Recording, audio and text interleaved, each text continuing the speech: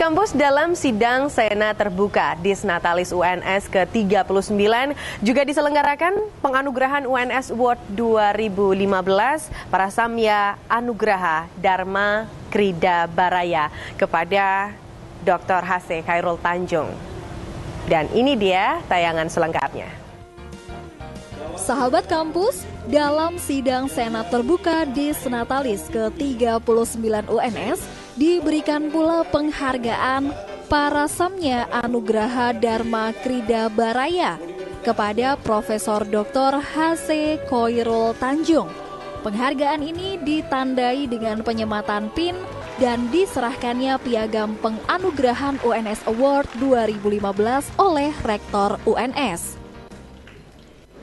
Izinkan saya mengaturkan rasa terima kasih dan penghargaan yang setinggi-tingginya kepada seluruh sivitas akademika Universitas 11 Maret atas kehormatan dan penghargaan yang telah diberikan kepada saya berupa UNS Award para Samya Anugraha Dharma Krida Baraya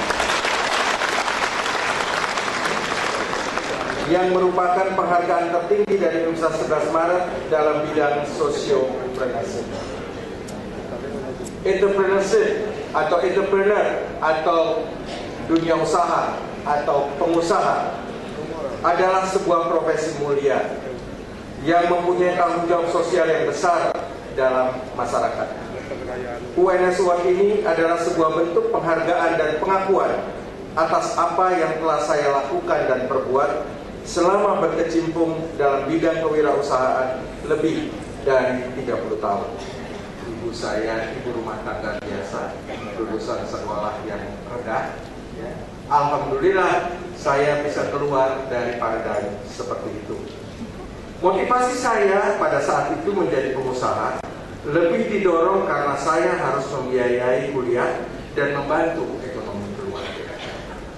Saya pernah bercerita pada Pak Rektor pada waktu berkunjung ke kantor saya tahun itu tahun 81. Masih ada skalu dan masih ada tahapan kedua. Ya, skalu saya memilih Universitas Indonesia. Pada yang kedua, saya memilih Universitas 11 Maret sebagai pilihan. Dan saya minta Pak Rektor membuka file, ya, tahun 81. Saya adalah salah satu mahasiswa yang diterima di universitas ini, tepatnya di Fakultas Pertanian.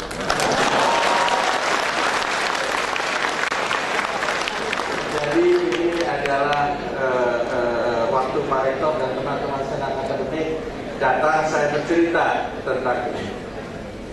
Alhasil saya tidak masuk di Universitas 11 Maret, tapi saya tetap dapat orang Solo.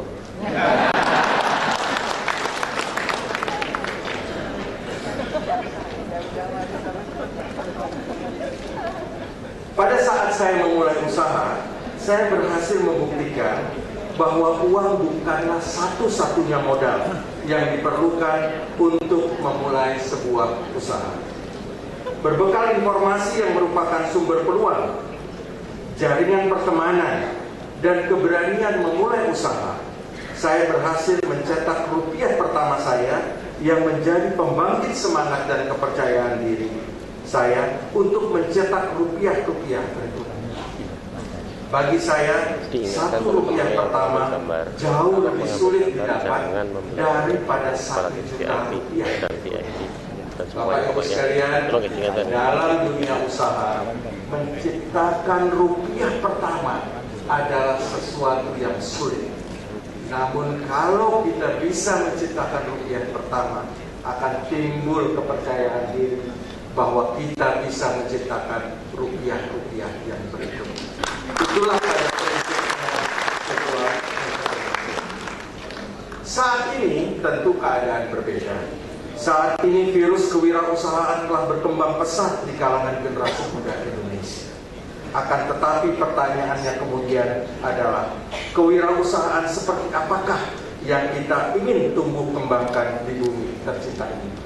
Apakah kewirausahaan gaya Amerika Serikat seperti Wall Street? Apakah kewirausahaan seperti Cina. Tentu kita ingin mengembangkan kewirausahaan versi Indonesia. Para hadirin yang saya muliakan, untuk menjawab pertanyaan tersebut, saya ingin menyampaikan sebuah konsep kewirausahaan yang saya anut dan jalankan. Konsep ini sejalan dengan penghargaan Sociopreneurship yang dianugerahkan oleh Universitas 11 Maret kepada saya. Bisnis pada hakikatnya bersifat pragmatis. Karena setiap bisnis pasti berorientasi untuk mencetak keuntungan yang sebesar-besarnya. Bahkan tidak jarang pengusaha menghalalkan segala cara untuk meraih keuntungan dengan menabrak norma-norma agama, sosial, dan budaya dalam masyarakat. Pragmatisme bisnis dan idealisme seringkali dianggap sebagai minyak dan air yang tidak dapat bersatu.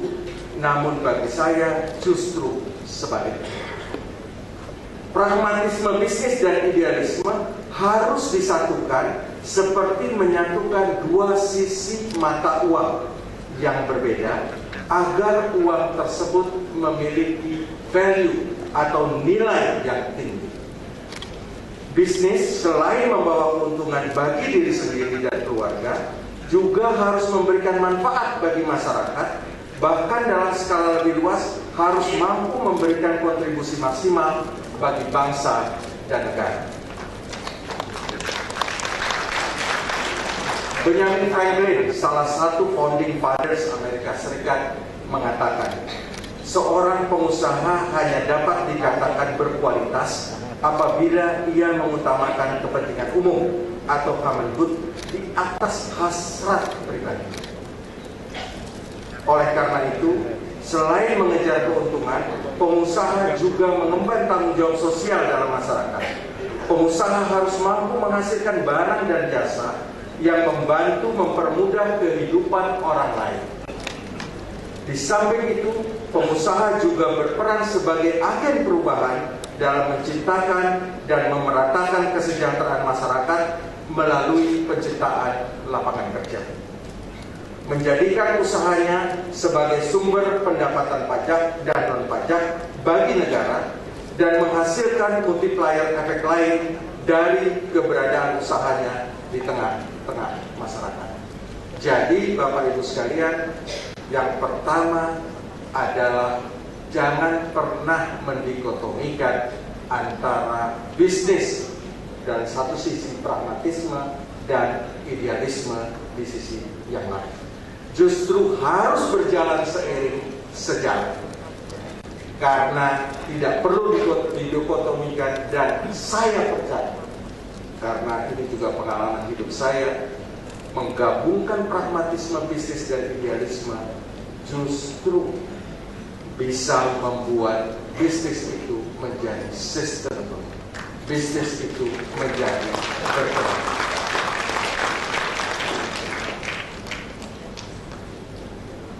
Idealisme saya sebagai pengusaha mewajibkan saya untuk menyampaikan hal-hal baik kepada generasi muda yang telah dan akan memilih wirausaha sebagai jalan hidupnya, agar tidak kehilangan orientasi dan terjebak dalam pragmatisme bisnis yang hanya mengejar keuntungan sebesar-besarnya tanpa memperhitungkan dampak dan manfaat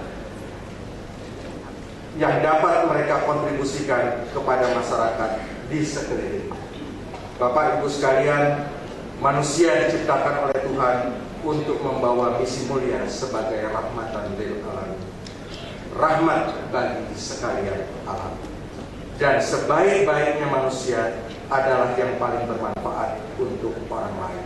Itulah inti hakikat dari idealisme yang harus ditumbuhkan dalam kewirausahaan di Indonesia.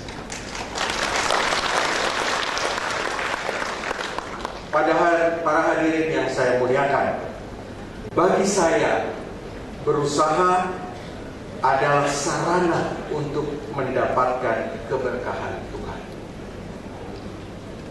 Keberkahan Tuhan dapat diraih jika pertama, kita memulai segala sesuatunya dengan niat yang baik.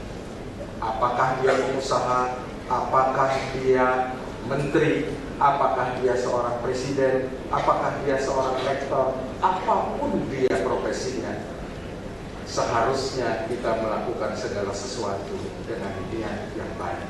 Karena agama kita mengajarkan hal seperti itu. Mulailah dengan sesuatu niat yang baik. Yang kedua, kita harus memastikan bahwa seluruh langkah tindak dalam mengelola perusahaan, dari mulai penyusunan visi, misi, dan strategi, maupun dalam mengimplementasi bisnis di lapangan, memastikan tidak bertentangan dengan etika, norma-norma kepatutan, agama, dan tata nilai dalam masyarakat kita. Nah, Bapak Ibu sekalian, kita selalu mendengar suara di kalangan anak muda, khususnya teman-teman kita, yang banyak mengatakan bahwa yang haram aja susah, apalagi yang halal. Percayalah bahwa keberkahan Tuhan itu akan memberikan rezeki yang tidak pernah terputus kepada kita.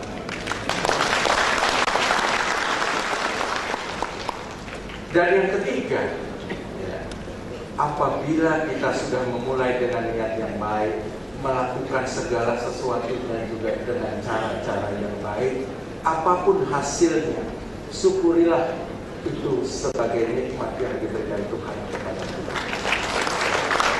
Agama kita mengajarkan, apabila kita pandai bersyukur, maka akan ditambahkan nikmat kepada kita.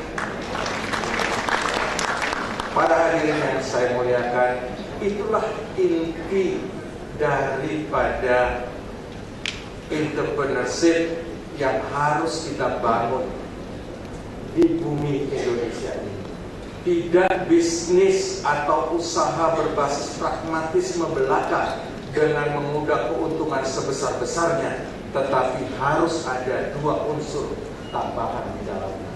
Yang pertama adalah idealisme, yang kedua adalah mencari keberkahan Tuhan terhadap apa yang kita lakukan. Di penghujung sambutan ini, saya ingin mengajak semua pihak untuk terus menggelontorkan semangat kewirausahaan dalam rangka mempercepat terciptanya kesejahteraan bagi seluruh rakyat Indonesia. Akhirnya sekali lagi, saya ingin mengucapkan terima kasih yang tulus dari hati saya yang terdalam atas penghargaan UNS Award yang dianugerahkan kepada saya pada hari ini. Saya mendoakan semoga UNS semakin maju dan berkembang agar mampu mencetak lebih banyak lagi wirausahaan unggul yang mempunyai idealisme dan bermanfaat bagi masyarakat, bangsa, dan negara. Terima kasih. Wabillahi taufiq wal hidayah. Wassalamualaikum warahmatullahi wabarakatuh. Sahabat Kamus, mungkin Anda bertanya-tanya sebenarnya apa sih Parasamya Anugraha Dharma Krida Baraya, penganugerahan UNS Award 2015 yang diserahkan kepada Bapak Khairul Tanjung. Dan ini dia ulasan selengkapnya. Adalah telah menyampaikan akan memberikan saya sebuah penganugerahan tertinggi di bidang sosial beragam. Saya lalu bertanya kenapa saya yang diberikan. Nah, lalu Pak Rektor menyampaikan alasan-alasan. Lalu ada juga Ketua Tim Penilai juga menyampaikan alasan-alasan. Nah, karena alasan-alasan itulah saya akhirnya menerima istilahnya ini penghargaan tertinggi dari UNS. Dan Pak Rektor juga telah menyampaikan apa arti dari penghargaan. Intinya adalah karena ini berasal dari Surakarta yang ingin mengedepankan tetap budaya yang berbasis Surakarta, makanya namanya juga memakai Parasamya dan lain sebagainya. Nah, itu mirip memang seperti Parasamya yang dilakukan pada waktu masih zaman Pak Harto menjadi presiden. Ya, intinya adalah penghargaan tertinggi di bidang sosio-pedagogik.